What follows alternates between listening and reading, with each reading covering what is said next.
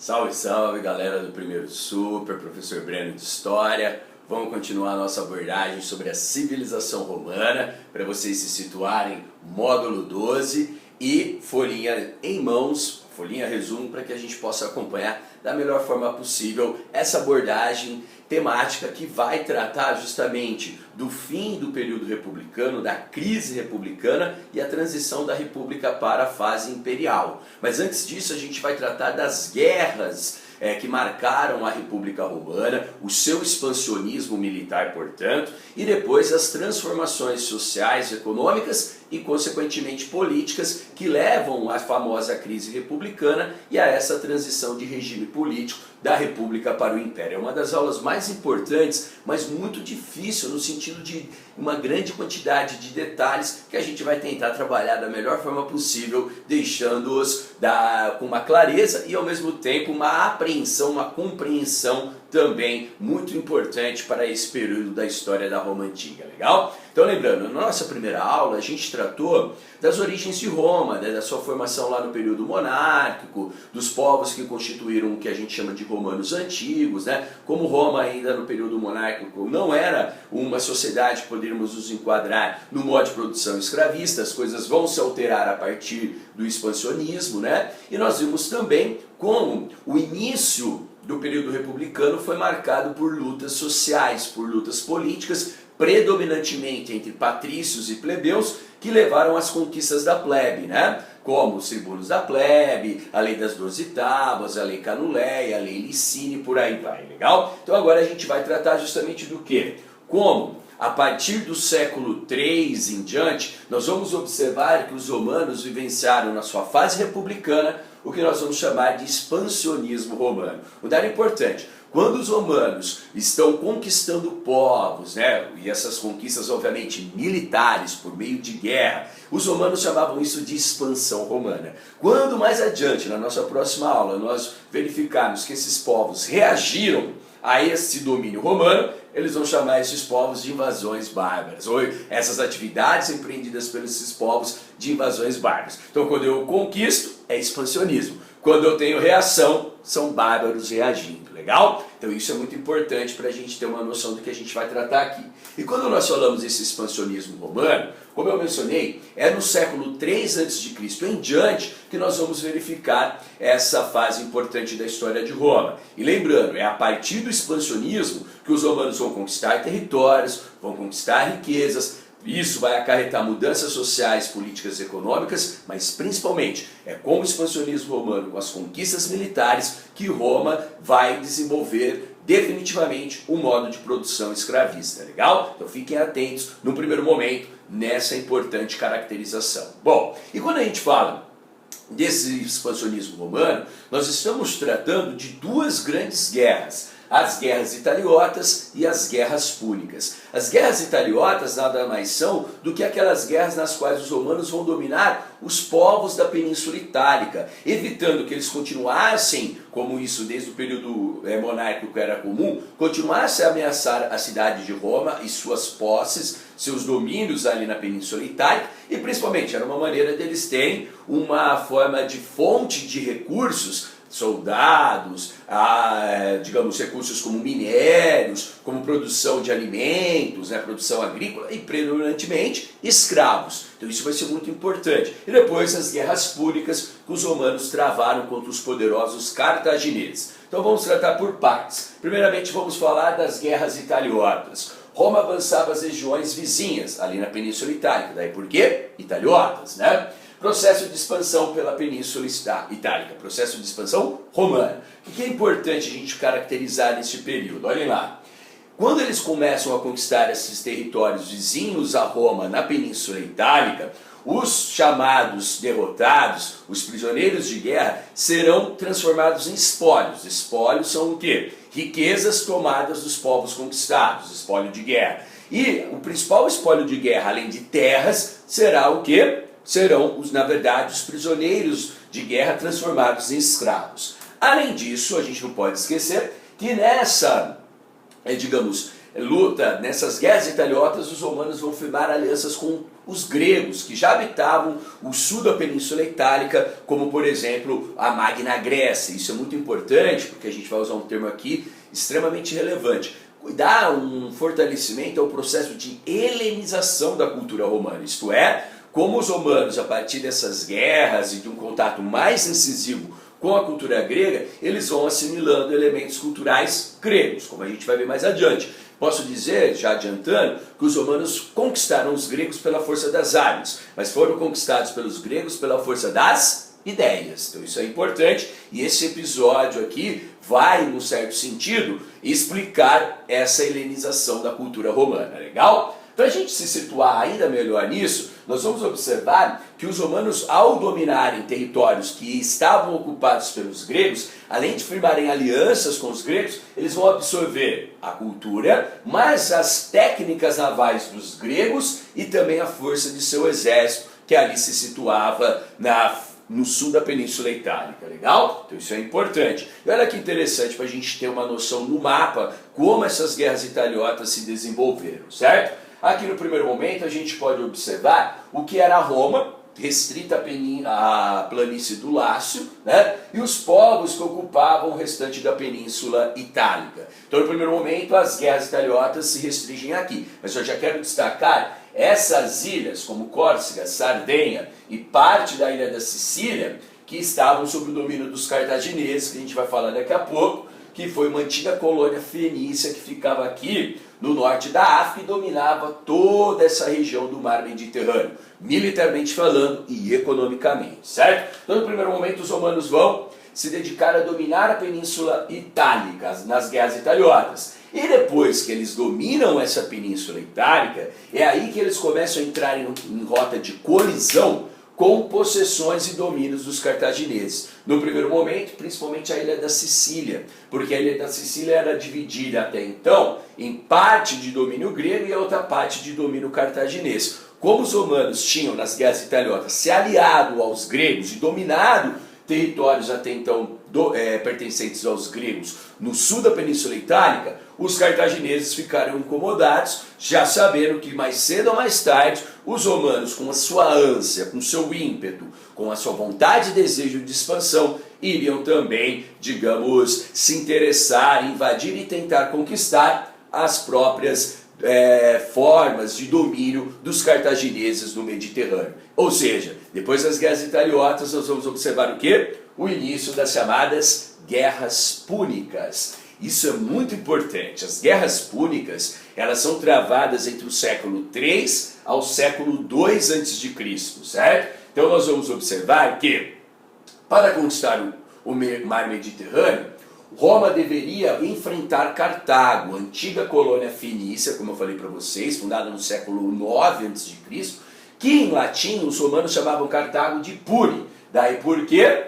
As chamadas guerras púnicas. Então são confrontos entre romanos e cartagineses, disputando o controle naval, comercial e militar, portanto, no mar Mediterrâneo, certo? E essas guerras são fundamentais de toda a história da Roma antiga. Porque os cartagineses, eles viviam numa cidade fundada pelos antigos fenícios, que em meados do século III tinha em torno de 250 mil habitantes e dominavam territórios no que hoje é Espanha, aquelas ilhas da Sicília, de Córcega, da Sardenha e outros territórios ali também nas regiões mediterrâneas. Então era uma civilização muito poderosa economicamente e com uma frota naval extremamente eficiente, legal? E quando a gente fala das guerras púnicas, nós vamos dividir em três grandes guerras, em três grandes momentos, certo? Na primeira guerra púnica, nós vamos observar que ocorre entre 264 a 241 a.C.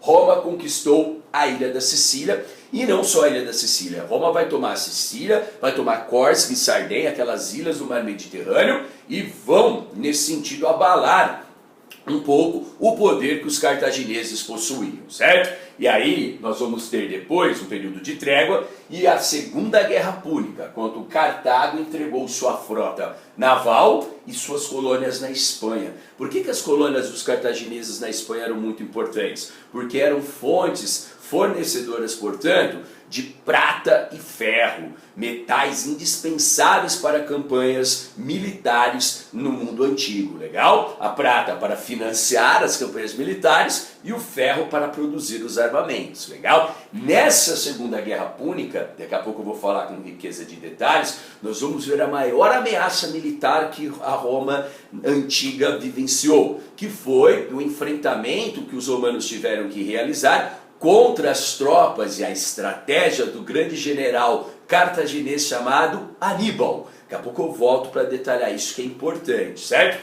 E depois de um tempo, novas tréguas, até que os romanos, incitados por alguns senadores que estavam interessados nas terras e nas riquezas dos cartagineses, eles foram, digamos, estimulando os poderes romanos da república para acabar com Cartago. Isso é muito famoso, ou melhor, são famosos os discursos de um senador romano chamado Catão, que Catão sempre terminava os seus discursos no Senado com uma expressão em latim: delenda est Cartago, ou seja, Cartago seja destruída. Então isso demonstrava também interesses políticos do próprio Senado romano contra os cartagineses, no sentido de tomar, de confiscar, de se apropriar de suas riquezas. Isso que vai ocorrer, certo? Quando os romanos vão realizar a Terceira Guerra Púnica, que vai destruir a cidade de Cartago. Os seus sobreviventes, cerca de 40 mil, foram transformados em escravos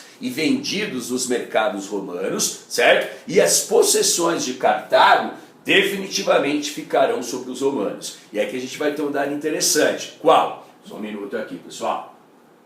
Esse dado interessante é que vai explicar por que os romanos vão, num certo sentido... Só um minuto. Perdão. Isso vai ser importante porque os romanos vão, ao dominar os cartagineses, eles vão chamar o mar Mediterrâneo, que agora estará sobre todo o seu domínio, de Mare Nostrum, em latim, o nosso mar. Guarda essa informação que é importante, mas vamos lá, continuando. Como a gente vai observar, antes de tratar das consequências diretas do que foi, de fato, essas guerras para os romanos, vamos falar daquele cara que eu mencionei, que é o Aníbal. O Aníbal, galera, ele fez algo fantástico durante a Segunda Guerra Púnica. Ele formou um exército com 50 mil soldados de infantaria, 10 mil cavaleiros e cerca de 100 elefantes africanos treinados para fins militares. Ou seja, nós vamos observar que no caso, digamos, Aníbal funcionava com seus elefantes como se fosse uma espécie, digamos assim, de tanque de guerra, esses elefantes. E qual que é a grande façanha do Aníbal? Ele vai partir aqui do norte da África, vai cruzar o sul da Espanha, que até então estava de uma disputa com os romanos, vai cruzar os Pirineus, vai cruzar os Alpes, vai cruzar os Apeninos e vai atacar Roma pelo norte, uma região que os romanos não esperavam ser atacados. E todo esse trajeto ele fez com cerca de 50 mil soldados de infantaria, 10 mil cavaleiros e 100 elefantes africanos treinados para fins militares. Como a gente pode ver aqui no mapa, quando ele já parte de Cartagena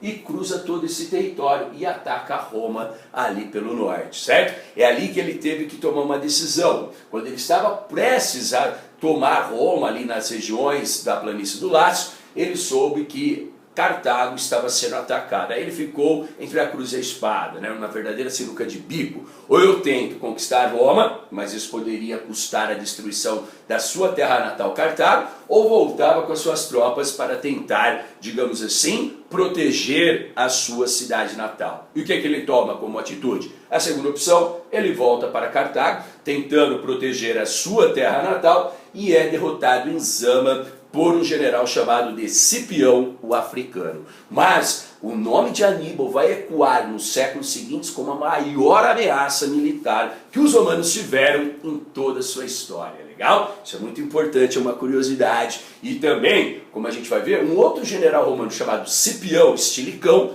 é o cara que destrói Cartago na Terceira Guerra Púnica, certo? Agora o que nos interessa, rapaziada, é justamente o quê? Como as mudanças desse expansionismo romano transformaram a sociedade, as relações políticas e até mesmo sociais na Roma Antiga. Só para você ter uma noção, até o exército foi transformado. O exército passa a se profissionalizar. Dê uma olhada como eram os trajes do exército romano antes das guerras, principalmente antes das guerras púnicas. Percebam que eram trajes bem tribais, sem grande sofisticação. Quando os romanos conquistam dos cartagineses aquelas fontes de minérios, principalmente de ferro na Espanha, a indumentária do exército romano se torna melhor. Agora com metais, caneleiras, os famosos elmos, as ombreiras, né?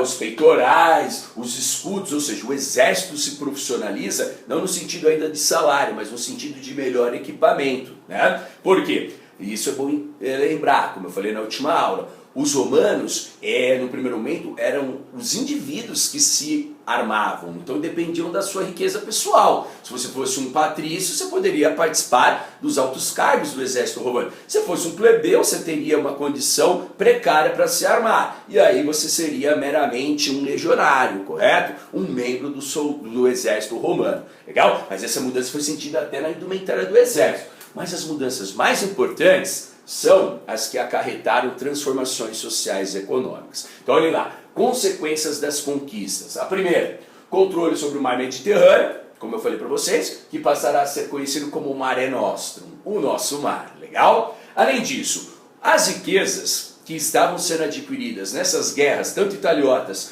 como nas guerras contra os cartagineses, elas acabaram por serem concentradas nas mãos da elite patrícia. Então, olha lá, concentração econômica e fundiária. Fundiária é sempre uma concentração de terras nas mãos dos patrícios. Mas quem que compunha a maior parte do exército romano, galera? Os plebeus. Mas os plebeus não ficavam com parte dessas riquezas, desses espólios de guerra. Isso vai gerar descontentamento, isso vai gerar revoltas, isso vai gerar problemas, certo? Além disso, é interessante notar também que com um fluxo maior de riquezas, desde esses minérios, das terras que eram agora adquiridas, e também de prisioneiros transformados em escravos, nós vamos observar que ocorre um grande fluxo de riquezas e escravos para Roma.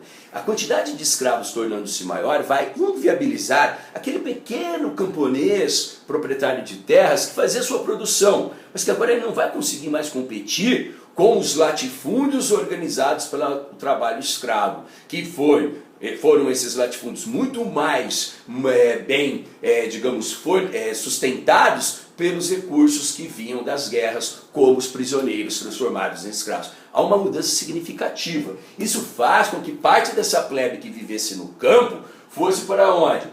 Para as cidades, realizando o êxodo rural que leva a um inchaço urbano. E essa plebe, já que perdeu terra, porque não conseguia competir com os chamados latifúndios escravistas, né? E indo para as cidades, empobrecidos, eles também serão vetores para canalizar o descontentamento político, legal? Então essas mudanças são muito importantes. E a principal delas, além da questão da escravidão se tornando a grande força produtiva agora em Roma, nós vamos observar que houve uma alteração na estrutura social. Lembre que quando a gente trabalhou na primeira aula, foi para vocês prestarem atenção que ao longo das aulas a pirâmide social romana vai se alterar? Então leiam e vejam comigo e depois comparem com aquela primeira pirâmide que nós vimos na aula passada. Bom, no topo, continuam os patrícios, com as grandes propriedades de terras, agora com escravos, ocupando os cargos no Senado e por aí vai, beleza? Agora vai surgir um grupo novo. Esse grupo novo eram chamados de homens novos, também conhecidos como cavaleiros. Por quê? São esses caras que são a novidade das conquistas. Porque com as terras conquistadas, o que os romanos faziam? Eles colocavam funcionários públicos para gerenciar, para administrar essas terras, escolhidos pelo Senado e pelos cônsules.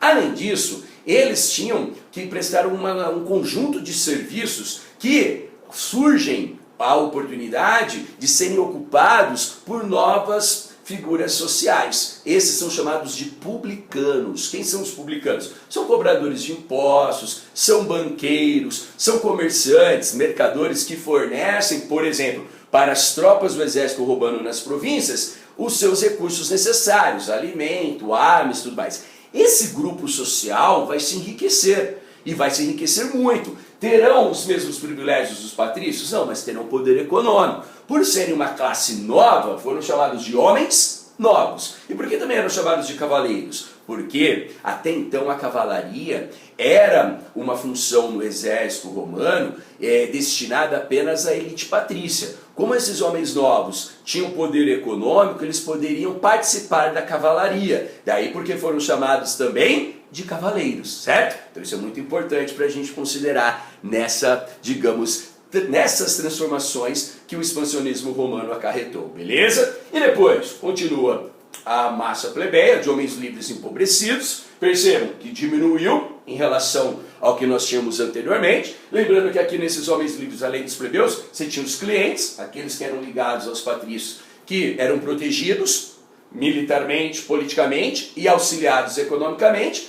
Em contrapartida, prestavam serviços à elite patrícia. E agora você percebe que o número de escravos, no primeiro momento, prisioneiros de guerra e por dívidas, tornou-se maior. Mas no meio dessas guerras, entre as guerras italiotas e as guerras púnicas, nós tivemos aquela lei que nós vimos lá, a lei Licínia, que aboliu a escravidão por dívidas. Ou seja, a necessidade de guerras para obter um número maior de escravos, com a abolição da escravidão por dívidas, tornou-se ainda maior, certo? E isso vai, no certo sentido, prejudicar as atividades plebeias, que agora competiam com atividades produtivas realizadas pela mão de obra escravizada, legal? Então isso é muito importante, galera. O surgimento dos homens novos e quem eles são, esses indivíduos que passam a prestar serviços, a ocupar cargos, a realizarem funções novas decorrentes das transformações das conquistas, é uma das principais alterações junto com um maior,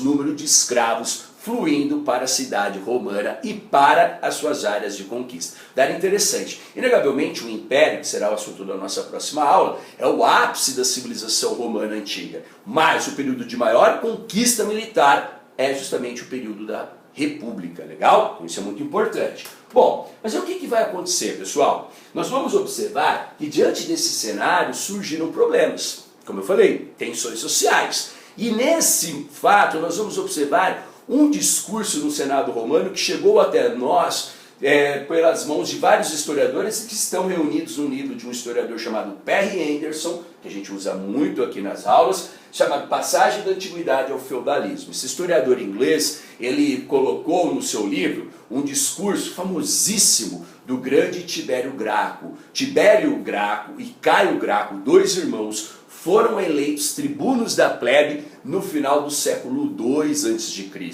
certo? E antes da gente falar dos cargos do tribuno da plebe, que a gente já tratou o que o Tibério e o Caio Graco fizeram, é importante a gente ler esse discurso, que ele já dá uma ideia dos problemas que as conquistas romanas acarretaram na sociedade, legal? Leiam com atenção, vamos lá.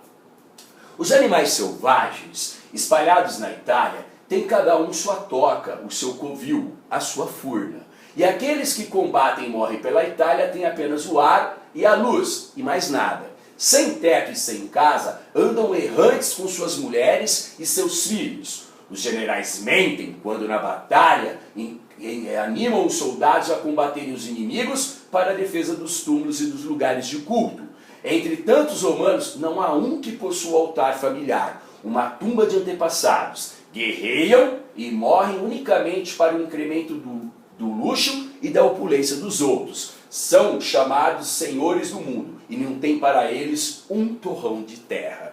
Essa última parte que eu deixei em destaque no discurso do Tibério Graco expressa uma das grandes problemáticas. Roma vai se enriquecer, vai fluir, além de riquezas, recursos, muitos escravos para os domínios romanos devido às conquistas, porém, isso não foi dividido principalmente entre os braços que mais participavam das guerras, os plebeus. Então aqui a gente vai observar o que? Ocorreu uma concentração de terras nas mãos da já poderosa elite patrícia, e os soldados, os plebeus que lutavam por Roma, não ficavam com praticamente nada. Qual vai ser o resultado disso, rapaziada? Guerra civil, disputas violentas, tentando alguns grupos ampliar sua participação e direitos, e os grupos aristocráticos privilegiados tentando defender os seus privilégios e tradições, certo? Então é aí que a República Romana vai entrar a partir do final do século II a.C. numa espiral de crise política, legal? E essa crise política ela foi marcada por vários embates. Vamos destacar alguns, certo? Então, crise da República Romana. Vai surgir uma guerra civil. No primeiro momento, uma disputa pelo poder entre homens novos e patrícios, que queriam, num certo sentido, né, esses homens novos, maior participação, porque agora eles eram ricos, e os patrícios eram, não, vocês só têm riqueza, mas vocês não têm a tradição, vocês não são membros da aristocracia. Nesses embates vão surgir importantes legisladores, os tribunos da plebe, que a gente já viu a criação desse cargo na aula passada, e dois irmãos, que foram eleitos para o cargo de tribuno da plebe no final do século II. O primeiro foi Tibério Graco, certo? Eleito em 133 a.C. Nesse momento, o cargo de tribuno não tinha só o poder de veto, já tinha o poder de propor leis. E o Tibério Graco vai propor uma lei chamada Lex Agrarium, a lei agrária, que ele dizia o seguinte: nós vamos colocar um limite para que cada pessoa pudesse ter uma quantidade de terras. As terras que cada indivíduo, fosse patrício ou homem novo, tivesse além desse, desse valor, seriam tomadas pelo Estado, pela República Romana e distribuídos pela plebe. Ora, o que o Tibério Graco estava propondo com isso, galera? Uma reforma agrária. E lembre-se, ao longo da história, no passado e no presente, todo indivíduo que propõe reforma agrária, ele vai desencadear problemas. Primeiro, com a elite latifundiária, que não vai querer abrir mão e vai criar os mais absurdos argumentos para não abrir mão da sua concentração de terras. E a outra questão qual é? Criando problemas com essa elite fundiária, uma tradicional elite política, eles terão também problemas em relação até à sua vida, como a gente vai perceber. Até hoje, falar de reforma agrária é um dos temas mais espinhosos, porém extremamente importantes na história de qualquer país, certo? E aí o que ele propõe? As ager públicos, em latim, as terras públicas, o indivíduo poderia ter, nessas terras conquistadas, até 125 hectares, ou 310 acres. Um hectare equivale a 10 mil metros quadrados. Então o indivíduo poderia ter 125 hectares, de cada hectare valendo 10 mil metros quadrados, ou 125 hectares, equivalente a 310 acres, que era, digamos, uma métrica para me oferir terra no período ali, certo? O que acontece? As terras que fossem além disso seriam tomadas pela República e distribuídas para a população. Quem não gostou nada disso foi a elite patrícia. O Tibério tomou outras medidas importantes e ele acaba tendo um fim trágico, quando, num belo dia, belo na história, enquanto registro trágico para Tibério e seus seguidores, eles foram ao Monte Capitolino, ali no próximo ao Fórum Romano, numa sessão, e mais de 300 seguidores de Tibério, o próprio Tibério, foram mortos à porrada. Não tinha nada de faca, não tinha nada de instrumento cortante, era porrada, socos, pontapés, madeira. É uma violência das mais amplas e cruéis registradas na história de Roma. Então Tibério, que propôs uma reforma agrária, e 300 dos seus seguidores foram mortos, principalmente a mando da elite patrícia, que não era nem um pouco afim de distribuir suas riquezas, principalmente terras, certo? Bom, passado um tempo, o irmão mais novo dele, Caio Graco, foi eleito também um tribuno da plebe. E em 123 a.C., ele vai retomar a proposta do irmão de fazer uma reforma agrária com um adendo. Qual? Ele vai propor a lei frumental, o lex frumental, frument, em latim, trigo. Ele vai dizer, ou vai propor, que caberia à República Romana, para satisfazer as necessidades da plebe, distribuir trigo gratuitamente ou vender quantidades de trigo de uma forma mais barata para a plebe. Por quê? Porque ele estava preocupado com as condições precárias dessa população, certo? E lembre-se aí que o trigo era a principal matéria-prima para o produto mais comum à época antiga, o pão. Então ele faz essa proposta também. Ele também vai ser perseguido, ele vai ter que se refugiar no Monte Aventino, o irmão foi no Monte Capitolino, e depois de muitos de seus seguidores serem mortos por tropas a serviço dos seus adversários, a elite patrícia, né? Ele pede para um escravo matá-lo e depois o escravo comete suicídio. Então as propostas dos irmãos Graco tentaram realizar reformas sociais em Roma, como a reforma agrária e distribuição de alimentos para as camadas mais pobres, mas não se efetivaram, ao menos neste período. A lei frumental vai dar uma base mais adiante para a política do pão e circo, só na fase imperial, mas tem relações diferentes da proposta dos irmãos Graco, certo? Mas essas lutas, essa guerra civil continuou, certo? E isso vai demonstrar como até um dos grandes nomes da filosofia romana, um senador, um patrício e ao mesmo tempo um cara que foi cônsul mais adiante, chamado Cícero, demonstrava numa famosa passagem o seu pesar sobre essas mudanças na sociedade romana. Leiam comigo que isso é muito importante. Se Roma existe, é por seus homens e seus hábitos. Sem nossas instituições antigas, sem nossas tradições venerandas, sem nossos singulares heróis, teria sido impossível aos mais ilustres cidadãos fundar e manter durante tão longo tempo a nossa república, certo? Ou seja, o que as palavras do Cícero indicam? Que Roma passava por mudanças grandiosas, mudanças estruturais, que mexiam nas bases, portanto, fundamentais da República Romana. Ou seja, a crise vai se intensificar, legal? A guerra civil vai se tornar maior. E aí nós temos um agravamento da crise, a ponto que no século I a.C., os grupos sociais mais baixos também se rebelaram como os escravos. E a gente vai ter várias revoltas de escravos. A mais famosa foi a revolta de Espartacus. Um trácio, um indivíduo oriundo da região da Trácia, um escravo gladiador, que foge de Capua, no sul da Itália, com 78 gladiadores, e vão se refugiar numa região próxima ao Monte Vesúvio, lá o famoso da cidade de Pompeia, né? Eles vão reunir cerca de 120 mil escravos e gladiadores, e durante anos impuseram derrotas humilhantes às várias legiões romanas que foram enviadas para destruir a revolta de Esparta, uma das maiores ameaças da história da República Romana, até que um general chamado Crasso foi incumbido de acabar com a revolta de Espartacus, e ele faz isso, mas com requintes de crueldade.